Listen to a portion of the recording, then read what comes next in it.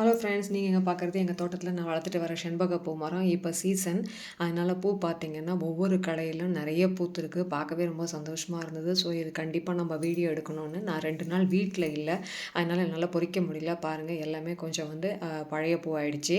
இது இனிமேல் பொறிச்சா உதிர்ந்து போயிடும். அதனால் இன்றைக்கி பூத்த பூவை மட்டும் பொறிச்சிக்கலாம்னு முடிவு பண்ணி பூக்க ஆரம்பித்தேன். சரி, ஃபஸ்ட்டு வீடியோ எடுக்கலாம் இதுன்னு சொல்லிட்டு எடுத்தேன். ஏன்னா ரொம்ப அழகாக இருந்தது பார்க்குறதுக்கு காத்தால. ஒவ்வொரு கடையிலுமே அவ்வளோ பூ பூத்திருந்தது. பார்த்தீங்கன்னு சொன்னால் மாடி டெரஸ்லேருந்து தான் இதை நான் என்னால் பொறிக்க முடியும். கீழே வந்து நான் தோட்டத்தில் போய் இந்த மரத்தில் வந்து பூவை பொறிக்கவே முடியாது. இது எப்போவுமே உச்சி கலையில் தான் பூவே பூக்குது. பார்த்தீங்கன்னா சைட் பிரான்ச்சஸ் அந்த மாதிரி இருக்கிற கலையில் தான் நிறைய பூ பூக்கும். இது மொத்தமாக எல்லா பூவுமே நம்மளால் பறிக்கவே முடியாது. தொரட்டுக்கோல் போட்டு எடுத்தால் கூடமே பறிக்க முடியாது. ஸோ என்னால் முடிஞ்ச அளவுக்கு கிளையை கொஞ்சம் உடையாமல் வளைச்சி நான் கொஞ்சம் நிறைய பூவே எடுத்துருவேன். ஏன்னா எனக்கு இந்த பூ ரொம்ப பிடிக்கும்.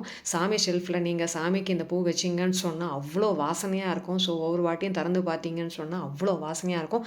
வீடே வந்து மணக்குங்க. இந்த பூ பொறிச்சு வச்சாலே போதும் தட்டில், அந்த வீடு வந்து வாசனையாக இருக்கும்.